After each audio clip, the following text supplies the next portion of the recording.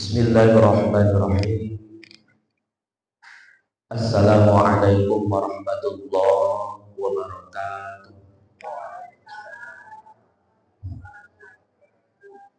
Alhamdulillah.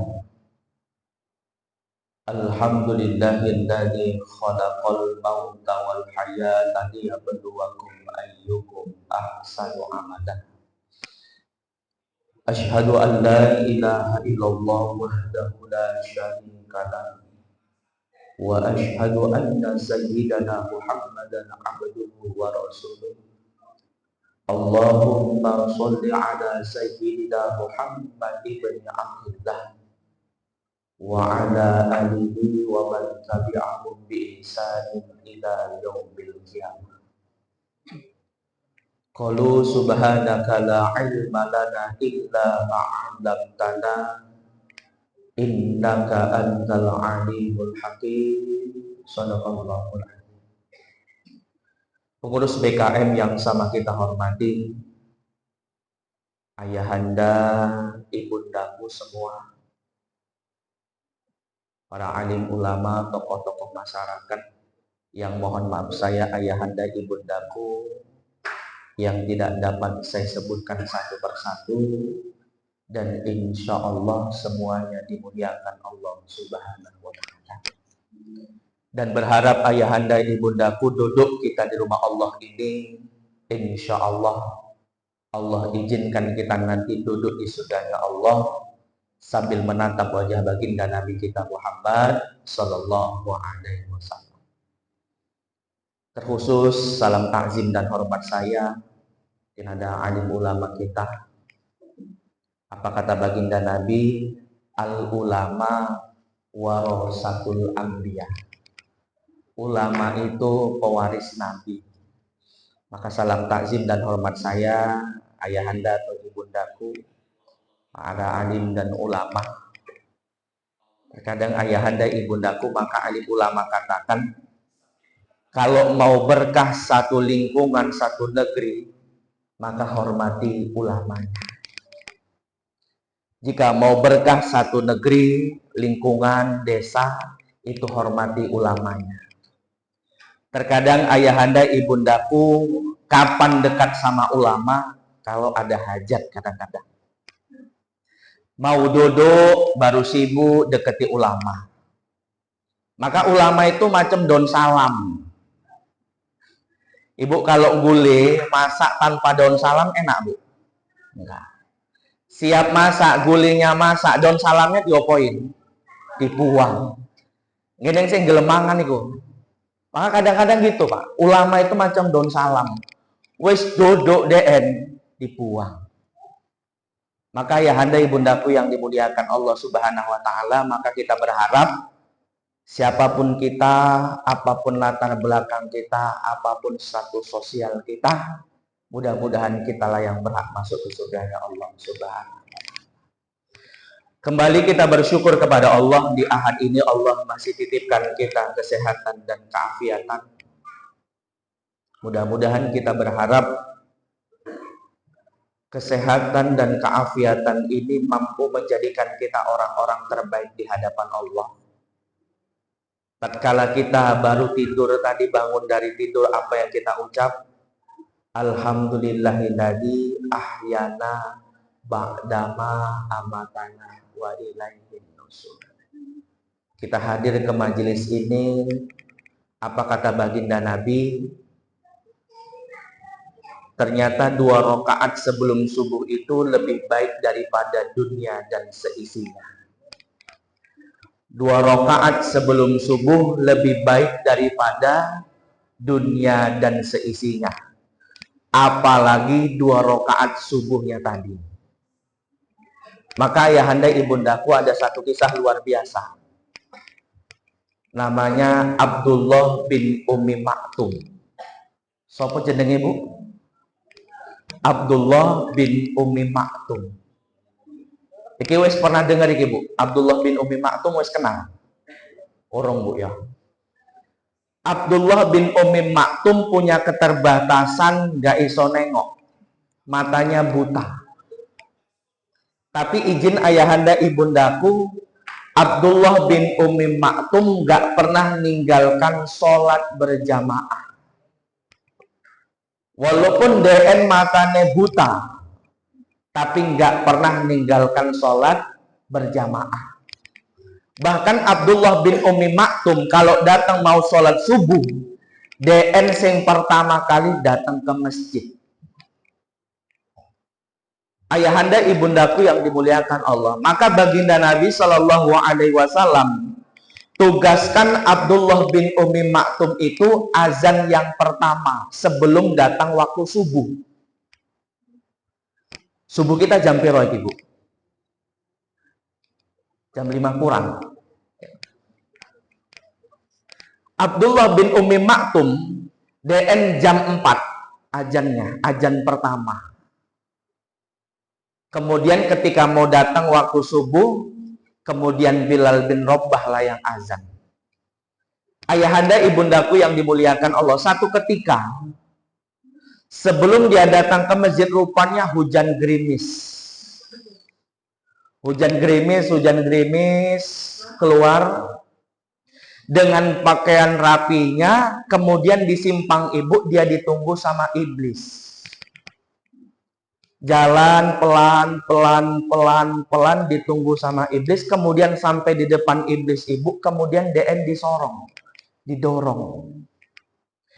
Jubahnya basah, jubahnya kotor, kemudian Abdullah bin Ummi Maktum ibu bangkit dari jatuhnya.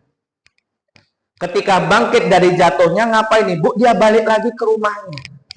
Ngapain ayahanda ibundaku? Dia ganti jubahnya. Tapi dalam hati iblis katakan, Abdullah bin Ummi Maktum pasti nggak akan melanjutkan perjalanannya ke masjid, pasti dia akan tetap di rumah. Ditunggu sama iblis. Rupanya malah keluar dari rumah ibu. Ngopoi ganti baju. Ayahanda ibundaku yang dimuliakan Allah Subhanahu wa taala. Kemudian dia ganti bajunya, keluar dari rumahnya, izin ibu, kemudian jalan perlahan lagi. Jalan perlahan sampai di tempat tadi ibu, kembali iblis dorong Abdullah bin Ummi Maktum. Ketika didorong ibu, jubahnya basah, kotor yang kedua kalinya. Kemudian apa kata iblis?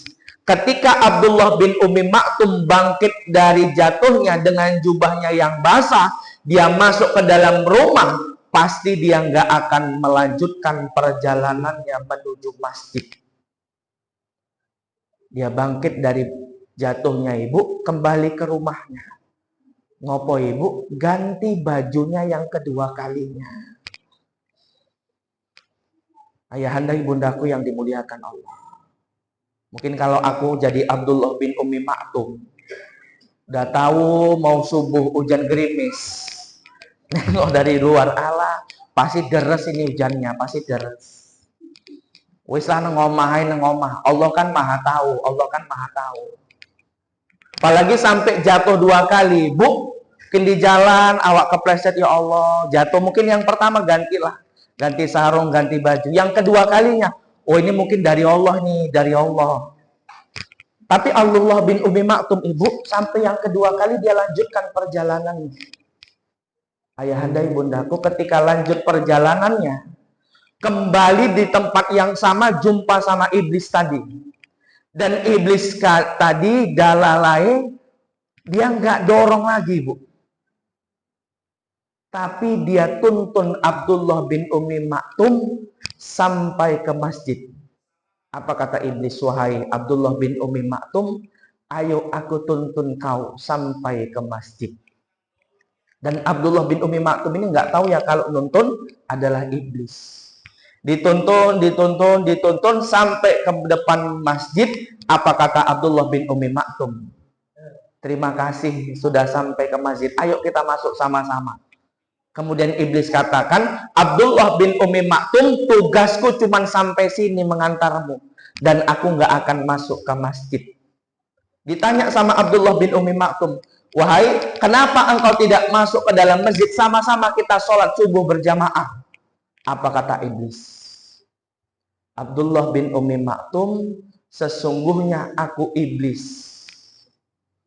Dan akulah yang sudah mendorongmu 2 kali sampai engkau tersungkur jatuh dan jubahmu kotor. Dan akulah yang melakukannya. Ditanya sama Abdullah bin Ummi Maktum, wahai iblis, kenapa yang ketiga kalinya engkau tidak mendorongku? Tapi kenapa engkau menuntunku sampai ke dalam masjid ini, sampai ke depan pintu masjid ini? Kemudian apa kata iblis? Abdullah bin Ummi Maktum, ketika aku mendorongmu yang pertama, aku sangka engkau nggak akan melanjutkan perjalananmu. Tetapi engkau malah ganti jubahmu, engkau melanjutkan perjalananmu. Dan kala itu malaikat berdoa kepada Allah. Apa doa malaikat Abdullah bin Ummi Maktum? Yang pertama, ya Allah, ampuni segala dosa dan kesalahan Abdullah bin Ummi Maktum. Doa yang pertama. Dan kala itu aku dorong engkau yang kedua kalinya, engkau kembali ganti jubahmu, engkau melanjutkan perjalananmu, dan aku mendorongmu. Tapi kala itu malaikat kembali berdoa, dan doanya yang kedua adalah, ya Allah, ampuni dosa dan kesalahan Abdullah bin Ummi Maktum serta keturunannya. Dan aku nggak akan dorong yang ketiga kalinya karena aku takut malaikat kembali yang berdoa yang ketiga kalinya. Kalau kembali berdoa yang ketiga kalinya, malaikat akan berdoa, ya Allah, ampuni segala dosa dan kesalahan Abdullah bin Ummi Maktum, kemudian keluarga serta keturunannya, dan umat Nabi Muhammad Sallallahu Alaihi Wasallam. Ayahanda ibundaku yang dimuliakan Allah, maka wasilah besar ketika Allah hadirkan kita mengawali kehidupan kita hari ini. Tuh hadir ke majelis ini. Mudah-mudahan ini asbab kebaikan. Allah ampuni segala dosa dan kesalahan kita, termasuk keturunan kita. Mudah-mudahan keturunan kita jadi anak yang solih dan solihah. Ayahanda ibundaku, kadang-kadang 2 rakaat subuh ini, Bu, beratnya luar biasa. Udah datang waktu subuh, azan berkumandang, hayya 'alas shalah. Mau tiba-tiba kaki lumpuh, Pak, mau. Tiba-tiba kaki lumpuh, nggak iso berangkat. Hayya 'alas shalah. Tiba-tiba telinga jadi tuli.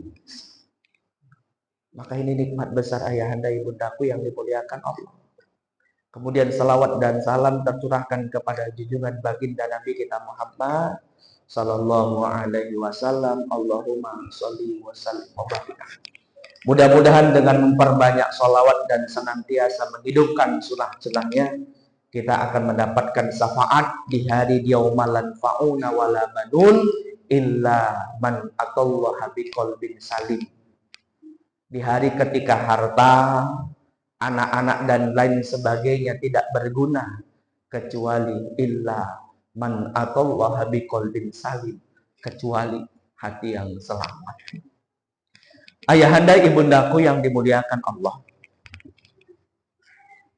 menurut data BKKBN,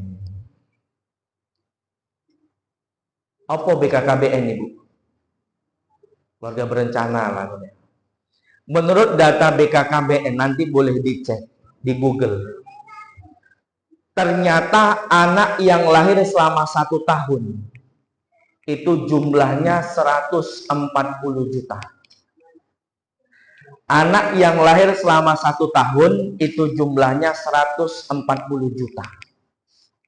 Izin Ibu, ayahanda, walaupun anak yang lahir selama 1 tahun jumlahnya 140 juta, tapi nggak eneng satupun yang kelahirannya disambut luar biasa kecuali kelahiran Nabi kita Muhammad Sallallahu Alaihi Wasallam.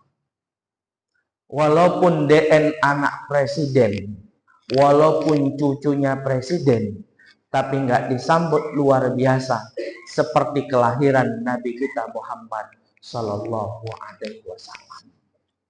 Ayahanda ibundaku yang dimuliakan Allah, ternyata para ahli sejarah berbeda mengenai penanggalan lahirnya Nabi Muhammad Sallallahu Alaihi Wasallam. Ada yang mengatakan Nabi Muhammad itu lahir tanggal 12 Rabiul Awal. Ada juga yang mengatakan tanggal 13 Rabiul Awal. Ada juga yang mengatakan tanggal 15 Rabiul Awal. Tapi ahli sejarah ketika tidak sepakat menanggai penanggalan Nabi Muhammad, tapi para ahli sejarah sepakat bahwa Nabi Muhammad itu lahir di hari Senin. Bahwa Nabi Muhammad itu lahir di hari Senin. Maka alim ulama katakan kenapa Nabi Muhammad itu lahir di hari Senin, ternyata simbol bahwa Allah pertama kali menciptakan pepohonan di dalam surga itu di hari Senin. Allah pertama kali menciptakan pepohonan di dalam surga itu di hari Senin. Gak eneng wong sing gak suka dengan pohon. Gak ada orang yang gak suka dengan pepohonan. Rata-rata semua orang suka dengan pepohonan. Maka izin ayahanda ibundaku, saya teringat ketika waktu COVID, ketika waktu Corona, itu kan musimnya musim lompong. Dan saya teringat ibu, musim lompong, rata-rata semua perempuan beli lompong. Sak janda-janda bolong pun dituku, Pak. Kenapa? Fitrahnya manusia suka dengan pohon. Maka ini memberikan simbol ayahanda ibundaku, Nabi Muhammad lahir di hari Senin, Allah menciptakan pepohonan pertama kali di hari Senin di dalam surga. Itu menunjukkan sifat pohon adalah mendatangkan kedamaian, sifat pohon mendatangkan ketentraman. Maka umat Nabi Muhammad juga mendatangkan kedamaian. Maka ayahanda ibundaku yang dimuliakan Allah Subhanahu wa Ta'ala, maka di dalam kitab Al-Barjanji yang ditulis Al-Imam Ja'far Al-Barjanji sebelum wafatnya ibu, makanya luar biasa. Kitab Al-Barjanji kan biasa dibaca ibu. Marhaban. Ketika ada khitana, ngayun kanana, nikahan. Memang syairnya kalau Al-Barjanji itu boleh ditengok ibu. Al-Barjanji itu dari mulai lahirnya Nabi Muhammad sampai wafatnya Nabi Muhammad. Itu menceritakan bagaimana baginda Nabi Shallallahu Alaihi Wasallam. Tapi kita yang miris hari ini ibu-ibu marhaban, maka aku tandai dulu di kampung. Kenapa ibu-ibu marhaban 3 tahun bajunya nggak ganti-ganti? Asi itu aja, itu aja. Rupanya Pak 3 tahun bajunya pun nggak lunas. Marhaban di sana itu bajunya, marhaban di sana itu bajunya. Rupanya 3 tahun pun nggak lunas. Berapa yang dikasih ahli bait, ibu cepek lempol dulu. Kadang-kadang ada yang parah kali lempol. Cemana mau lunas 3 tahun? Itulah yang cepek lempol dibagi 10 orang. Sisanya untuk ngangsur baju. Ibu-ibu marhaban itu kalau dah mukul rebana itu semangatnya nggak ketulungan. Marhaban. Kadang-kadang meletup depan, mau meletup belakang. Sampai izin mohon maaf, urannya sak jempol pun keluar. Ahli bait nggak tahu itu. Siapa yang ngerasa yang ngeletup tadi ibu? Yang mukul marhaban. Kok macam bau apa? Ayahanda ibundaku, kalau ibu-ibu marhaban doanya tuh ya Allah. Ada yang ngomong kita kalah, izin mohon maaf. Kadang-kadang ibu marhaban kalah sama keyboard. Berapa bayaran keyboard? 4 juta, 3 juta. Ada yang ngomong Ustadz pantaslah keyboard, dia kan mainnya 1 harian. Ibu-ibu marhaban paling lama 1 jam, setengah jam sama tepung tawar. Pantaslah cepet lempol. Izin mohon maaf, bukan masalah pantasnya. Ibu-ibu marhaban itu ya Allah, doanya dari dunia sampai akhirat dibaca. Gak eneng doa ibu-ibu marhaban sing pendek, semuanya panjang. Dari mulai tangan awak di atas, belum siap. Turun lagi, belum siap.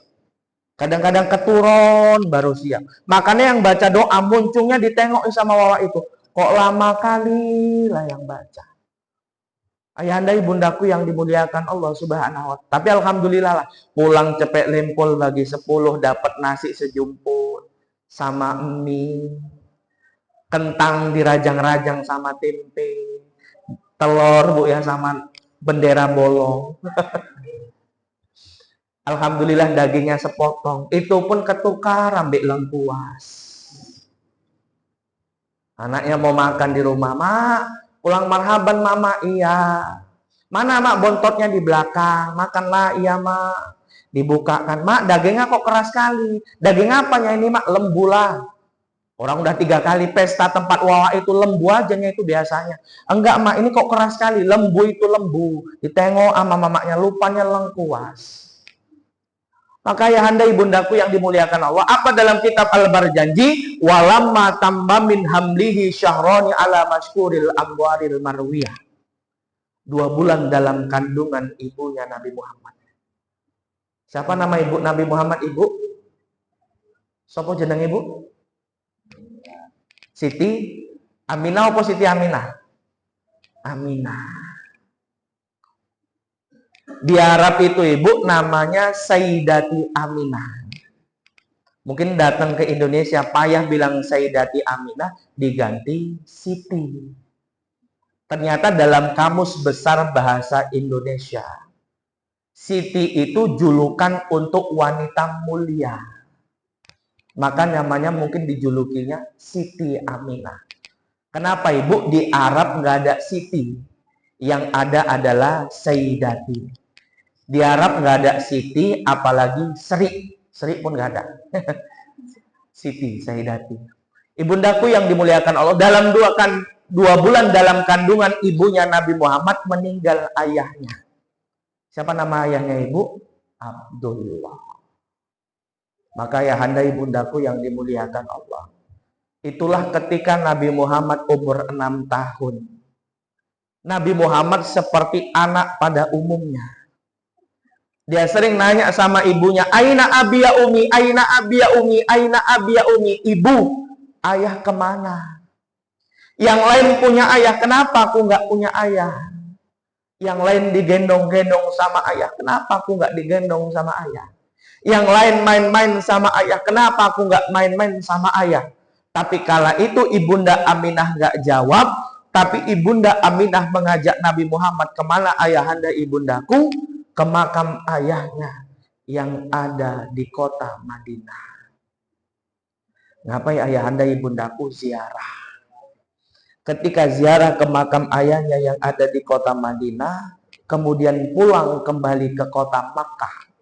Tapi di perjalanan, Nabi Muhammad mendapati ibunya dalam keadaan sakit, dan kala itu ibunya Nabi Muhammad meninggal di perjalanan, belum sampai ke kota Makkah.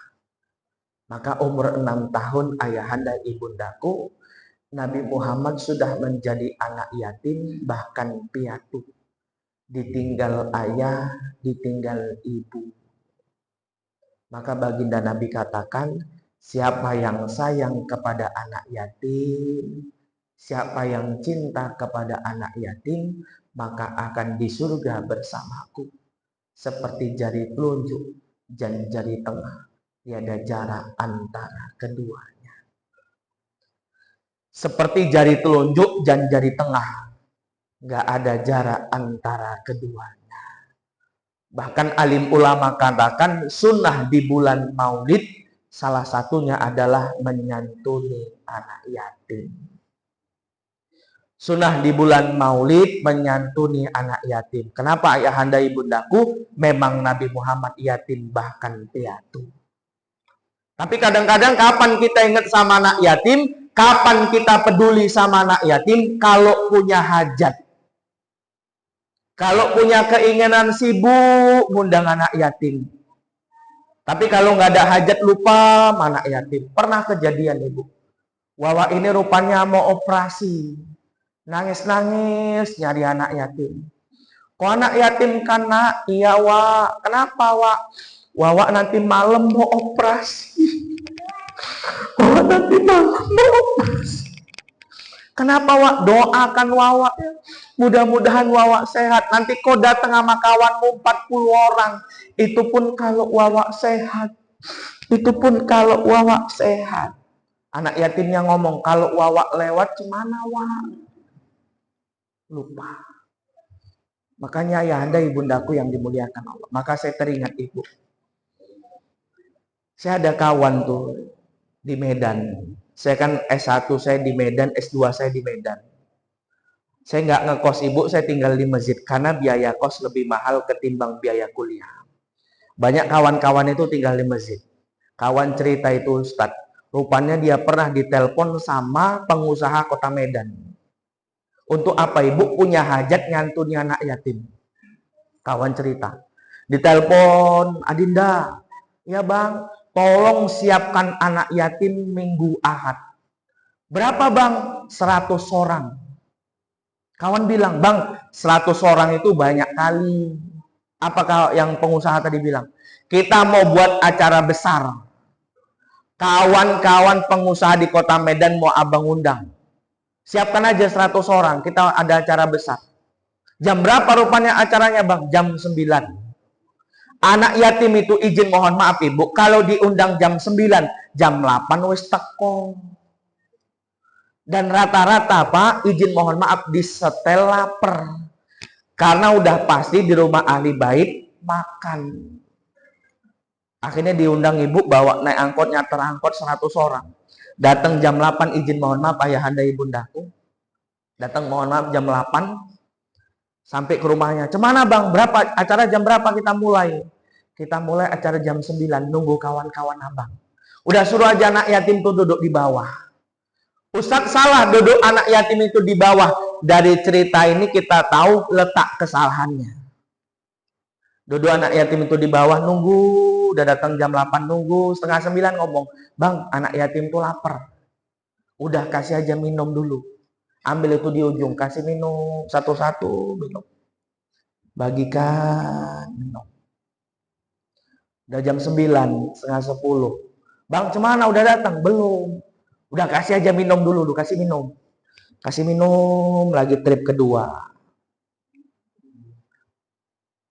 Setengah 10 lewat. Cemana bang? Udah mulai acara? Belum.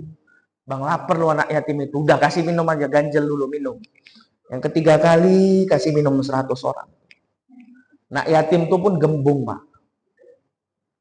Kapan mulai acara izin mohon maaf ayahanda ibundaku? Setengah 12. Itulah kawan-kawan pengusahanya datang. Ketika kawan pengusahanya datang, ibu masuk ke dalam. Siapa kawan pengusahanya tadi? Ibu langsung disuruh duduk atas. Kalau memang kawan-kawan pengusahanya duduk atas ibu, izin mohon maaf, anak yatim tadi pun dudukkan di atas. Kesenjangan sosial inilah yang nggak diperbolehkan dalam Islam. Anak yatim tuh minder. Loh, kenapa kita duduk bawah ya? Oh mungkin kita anak yatim.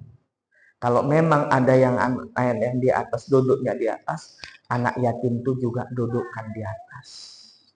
Akhirnya ibu mulai acara setengah 12. Doa, siap doa makan. Siapa yang disuruh makan ibu? Izin mohon maaf. Kawan-kawan pengusahanya. Nak yatim itu belakangan makan, itulah sisa-sisanya. Ayahanda ibundaku yang dimuliakan Allah Subhanahu wa Ta'ala. Udah siap makan ibu, anak yatim itu dibariskan. Nampak dia amplop, baru senang balik anak yatim tuh. Dari datang jam 8 sampai setengah 12, jam 12. Nampak amplop, baru senang balik. Kenapa pak? Karena udah pasti cair. Tadi yang lemas, nengok amplop, semangat balik. Kendur matanya, semangat balik. Dibariskan ibu, izin mohon maaf. Karena sunahnya salah satu baginda Nabi katakan, ulama ajarkan, kalau mau nyantuni anak yatim, kemudian elus kepalanya. Ketika kita elus kepala anak yatim, maka sebanyak rambut itu, sebanyak itu pula dosa dan kesalahan Allah gugurkan. Tapi ojo dipilih-pilih, Pak. Ning si anak yatimnya botak, nggak diundang. Yang dilus, yang rambutnya gondrong-gondrong. Izin mohon maaf ayahanda ibundaku yang dimuliakan Allah. Dibariskan anak yatim tadi, Pak. Dibariskan, dikasih amplop. Anak yatim semangat, masuk diangkut, Pak. Kawan bilang, ditengok, diketen. Dapat amplop. Ditengok, Pak, berapa isinya, mohon maaf, 10.000. Diundang 100 orang anak yatim, isi amplopnya 10.000. Maka alim ulama katakan, kalau kau punya hajat sama anak yatim, jangan banyakkan jumlah anak yatimnya, tapi banyakkan isinya. Biarkan yang kita undang 10 orang, tapi pantas yang kita kasih. Ayahanda ibundaku yang dimuliakan Allah. Memang bagus ya Ibu, izin mohon maaf ayahanda ibundaku yang dimuliakan Allah. Kalau kita punya hajat sama anak yatim, bagusnya kita yang datang ke rumahnya. Kita yang lebih baik datang ke rumahnya. Mungkin ada beras kita, ada minyak kita, ada amplop kita. Kita yang datang ke rumahnya. Tapi kalau memang ada acara di rumah, jangan terlalu banyak acara, duduk, kasih makan, kasih amplop, pulang, doa. Tapi yang lebih bagus datang ke rumahnya. Kita santuni. Biarkan suruh suami yang belanja, ibu yang ngantar ke rumah anak yatim. Ustadz, saya suami yang ngantar, jangan. Suruh suami yang belanja, ibu yang ngantar ke rumah anak yatim. Ustadz, aku nggak bisa lah ngantar, jangan. Biarkan suami yang belanja, siapkan ibu yang ngantar ke rumah anak yatim. Kenapa Ustadz kalau suami yang ngantar ke rumah anak yatim? Izin mohon maaf, mungkin mama yatimnya pun disantuni nggak balik. Ayahanda ibundaku yang dimuliakan, memang Nabi Muhammad. Kenapa? Nabi Muhammad itu izin mohon maaf, memang dalam kehidupannya ditinggal ayahnya, ditinggal ibunya. Maka ayahanda ibundaku dalam catatan sejarah, alim ulama katakan ketika Nabi Muhammad dalam ibunya Aminah, Nabi Muhammad itu nggak pernah nyakiti ibunya walaupun Nabi Muhammad di dalam kandungan. Kadang-kadang kan nendang-nendang. Izin mohon maaf. Kadang-kadang nendang-nendang, eneng sing nyondol-nyondol. Kadang-kadang sakit. Itu karena semangatnya luar biasa ya Allah. Anakku nendang-nendang ini mau jadi pemain bola ini. Kadang gitu. Ayahanda ibundaku yang dimuliakan Allah. Tapi dalam catatan sejarah, alim ulama katakan Nabi Muhammad itu nggak pernah nyakiti ibunya walaupun di dalam kandungan. Maka ketika proses kelahiran Nabi Muhammad, ayahanda ibundaku, ibunda Aminah ditunggui 2 wanita suci. Ketika proses Nabi Muhammad kelahiran ayahanda ibundaku, ibunda Aminah ditunggu 2 orang wanita suci. Siapa yang pertama? Istrinya Fir'aun. Yang pertama istri Fir'aun. Sopo jenenge Bu? Sopo jenenge istri Fir'aun? Ini pura-pura lupa ibu-ibu ini. Asiyah ibu. Masitah itu yang tukang sisirnya. Asiyah. Istrinya Fir'aun. Lalu yang kedua, mamanya Nabi Isa. Sapa jenenge Bu? Ibunda Maryam. Itu kan 2 wanita suci. Asia, kemudian Maryam. Kenapa Asia ibu menjadi wanita suci? Izin mohon maaf, wanita luar biasa. Walaupun suaminya Fir'aun, tapi ternyata wanita yang dijamin masuk ke dalam surga. Walaupun suaminya Fir'aun. Sampai pernah dia ngaku sebagai Tuhan, tapi izin mohon maaf ayahanda ibundaku, tapi nggak pernah durhaka ambil suami. Maka suami ini kan luar biasa. Walaupun ibu 3 tingkat dibanding ayah, Sahabat datang kepada Nabi Muhammad, "Ya Rasul, kepada siapa saya berbakti ya Rasul?" "Ibumu." "Siapa lagi ya Rasul?" "Ibumu." "Kemudian siapa lagi ya Rasul?" "Ibumu." "Kemudian siapa lagi ya Rasul?" "Ayahmu." 3 kali ibu, 1 kali ayah. Jadi kalau pulang kampung jumpai orang tua di kampung, mungkin mama 300, bapak cepek lah. 3 tingkat. Ayahanda ibundaku yang mana ibu-ibu ini kan ayah-ayah ini kan luar biasa suami nih.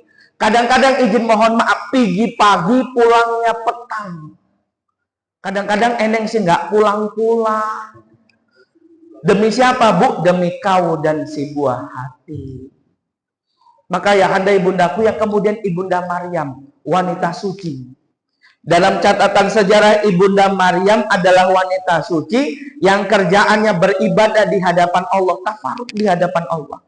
Tapi satu ketika ayahanda ibundaku, karena kemauannya Allah, akhirnya ibunda Maryam, Allah tiupkan ruh di perutnya ibunda Maryam, akhirnya ibunda Maryam hamil tanpa seorang suami.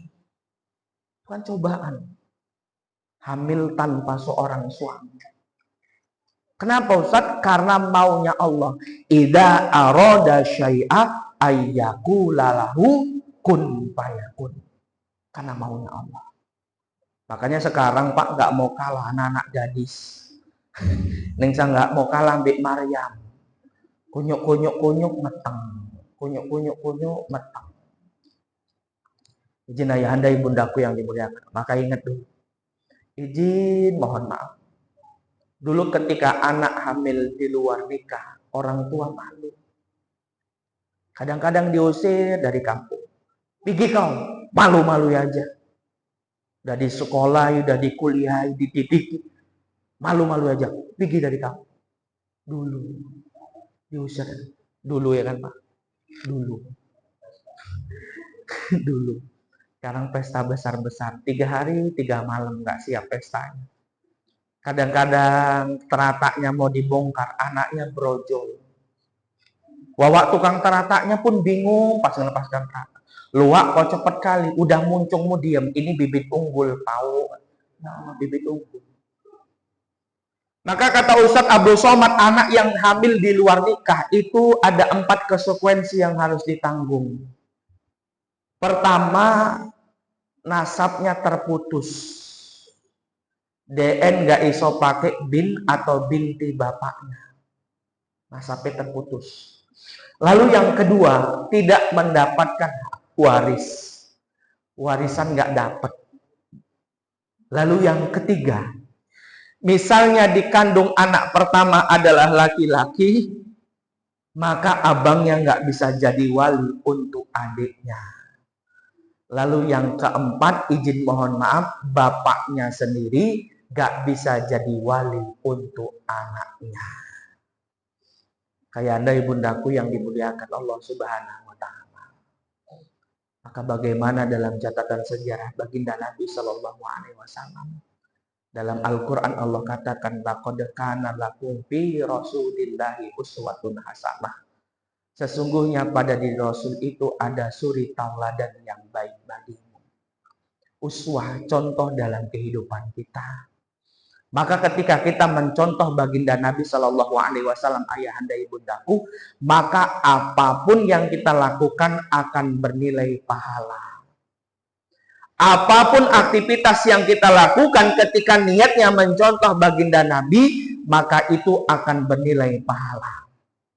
Maka Sayyid Muhammad Al-Awi Al-Maliki beliau mengatakan, Nabi Muhammad itu bukan mulia karena ruang dan waktu, tetapi mulianya ruang dan waktu itu karena lahirnya Nabi kita Muhammad Sallallahu Alaihi Wasallam. Maka izin ayahanda ibundaku mohon maaf, mungkin kalau bukan karena kelahiran Nabi Muhammad, nuzulul Quran itu nggak eneng. Kenapa? Al-Quran diturunkan untuk Nabi Muhammad. Mungkin kalau nggak ada kelahiran Nabi Muhammad, Isra Mi'raj pun nggak eneng. Kenapa? Perjalanan dari Masjidil Haram ke Masjidil Aqsa yang diperjalankan adalah Nabi Muhammad Sallallahu Alaihi Wasallam. Maka ayahanda ibundaku yang dimuliakan Allah Subhanahu wa taala.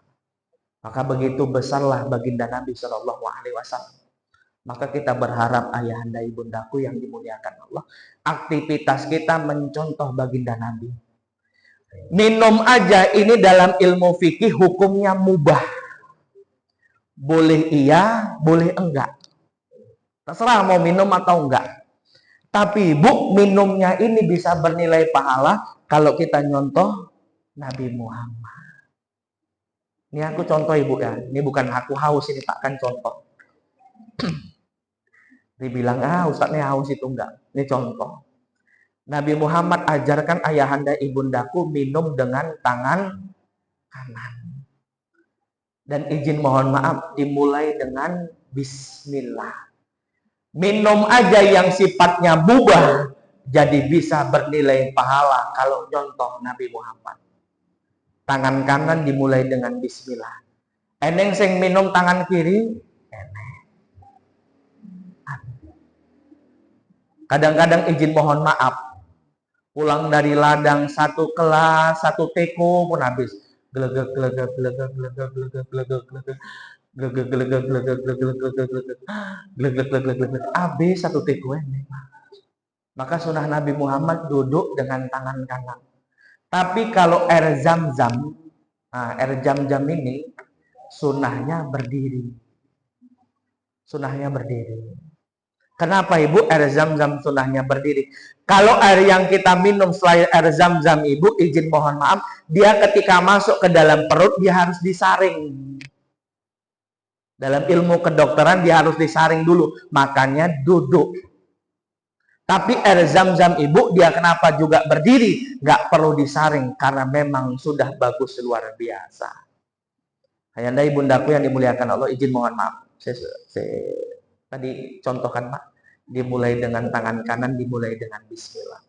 Dan izin mohon maaf ayahanda ibundaku, ini 3 kali tegukan. 3 kali tegukan. Saya contohkan Pak ya Bu, izinnya. Dimulai dengan bismillah. Jalali Bu, 3 kali tegukan. Tangan kanan, Bu, tangan kanan. Bismillahirrahmanirrahim. Alhamdulillah. Alhamdulillah. Alhamdulillah. Taruh. Ada manis-manisnya. Teh manis. Taruh. Kalau memang dirasa masih haus ayahanda ibundaku, ambil lagi nggak apa-apa.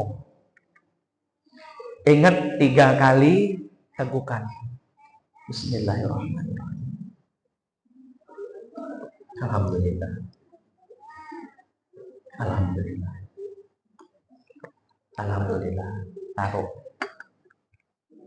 Kalau memang dirasa masih haus, Pak, ambil aja nggak apa-apa. Tetap Pak, 3 kali tegukan. Kemudian makan yang Nabi Muhammad ajarkan, izin mohon maaf ya anda ibunda. Maka sebenarnya kalau mau contoh kehidupan Nabi Muhammad, izin mohon maaf, contoh jamaah tabligh. Bu tahu jamaah tabligh Pak? Itu kan izin mohon maaf, kadang-kadang ada keluar 3 hari, keluar 4 bulan, ada keluar 40 hari. Saya pernah keluar 3 hari, itu izin mohon maaf, diajarkan dari mulai tidur sampai tidur lagi, nyontoh Nabi Muhammad Shallallahu alaihi wasallam. Izin Ibu, Nabi Muhammad ajarkan, makan kan 3 jari, kemudian 33 kali kunyahan. Maka dalam catatan sejarah izin mohon maaf, kalau nggak salah Nabi Muhammad cuma sekali atau 2 kali sakit dalam kehidupannya. Kenapa? Memang Nabi Muhammad dari makannya pun dijaga. 33 kali kunyahan. Kita berapa kali kunyahan kita Pak? 2 kali 3 kali. Oper kanan, oper kiri, masuk, plong. Makanya kadang-kadang ada yang semangan mendeli-mendeli. Belum halus. Maka Nabi Muhammad itu halusnya luar biasa. 33 kali kunyahan. Makanya biasa jamaah tabligh itu makan pakai tampah. Tampahnya 3 orang, 5 orang. Maka sunnahnya izin mohon maaf. Kalau makan 1 nampan, itu izin mohon maaf. Pertama, tangannya, suapan tangannya dikecilin. kemudian dirawat yang punya kita aja. Kan itu satu tuh. Yang kita rawat punya kita aja. Jangan punya orang kita ambil akhirnya longsor buat kita semua. Kemudian kalau makan bersama jangan ditengok mulut kawannya. Jangan ditengok, udah makan aja. Jangan ditengok mulut kawannya, nanti malu. Maka ya andai bundaku yang makan dan minum kalau nyontoh baginda Nabi Muhammad akan bernilai pahala. Wa ma arsalnaka illa rahmatan lil alamin. Aku diutus ke muka bumi adalah wa ma arsalnya sebagai izin mohon maaf ayah andai ibundaku yang dimuliakan Allah. Wa ma arsalnaka illa rahmatan sebagai rahmat sekalian alam. Di kamar mandi sunnahnya baginda Nabi. Masuk ke kamar mandi dengan kaki kiri, keluar kaki kanan. Kalau di kamar mandi izin mohon maaf, gak boleh ngomong apalagi nyanyi. Gak boleh ngomong apalagi nyanyi. Makanya anda ibundaku kalau ada di kamar mandi, ada orang di dalam. Siapa orang di dalam? Jangan jawab kita, aku di dalam. Pakai kode, Pak. Siapa orang di dalam? Kodenya. Siapa orang di dalam? Jangan dimain-mainin. Siapa orang di dalam? Pakai kode. Maka ya andai bundaku yang dimuliakan Allah Subhanahu wa taala. Maka ketika kita mencontoh baginda Nabi akan bernilai pahala. Innal ladzina amanu wa 'amilus sholihati ulaika hum khairul bariyah. Jazaa'uhum 'inda rabbihim jannatu 'adnin tajri min tahtihal anhar khalidina fiha abada. Radhiyallahu anhum wa radu'an dzalika liman khasyiya rabbah. Maka ciri-ciri orang beriman adalah mereka yang mengerjakan amal-amal sholih, tempat kembalinya tidak lain dan tidak bukan adalah surga yang telah Allah janjikan kepada mereka, di mana di bawah surga itu mengalir sungai-sungai. Allah ridho kepada mereka dan mereka pun ridho kepada Allah. Tidak ada yang ditakutkan kecuali takutnya hanya kepada Allah Subhanahu wa taala.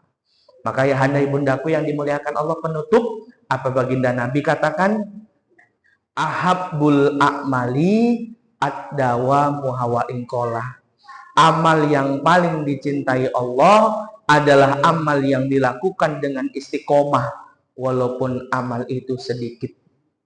Amal yang paling dicintai Allah adalah amal yang dilakukan terus-menerus walaupun amal itu sedikit. Maka jangan pernah remehkan kecilnya suatu amal, tapi boleh jadi kecil di hadapan manusia, tapi niatnya karena di hadapan Allah, keridhaan Allah, maka boleh jadi satu amal itu akan besar di hadapan Allah Subhanahu wa taala. Imam Ibnu Katsir dalam tafsirnya Al-Qur'anul Azim mengatakan, tanda satu amal itu diterima ketika ia dilanjutkan dengan amal kebaikan selanjutnya, dan tanda satu amal itu dinilai jelek, tertolak di hadapan Allah ketika ia dilanjutkan dengan kejelekan selanjutnya. Mudah-mudahan amal kita menjadi amal yang terbaik di hadapan Allah. Ini kita kumpul di hari ini menjadi pundi-pundi amal kebaikan ketika kita nanti sudah kembali menghadap Allah Subhanahu wa taala. Duduk kita di rumah Allah ini, mudah-mudahan Allah izinkan kita duduk di surganya Allah sambil menatap wajah baginda Nabi kita Muhammad sallallahu alaihi wasallam. Ayahanda ibundaku yang dimuliakan Allah, titip salam ayahanda Ustadz Nur bin Tuah. Mudah-mudahan di ahad berikutnya beliau dapat hadir bersama kita. Kurasa cukup karena tadi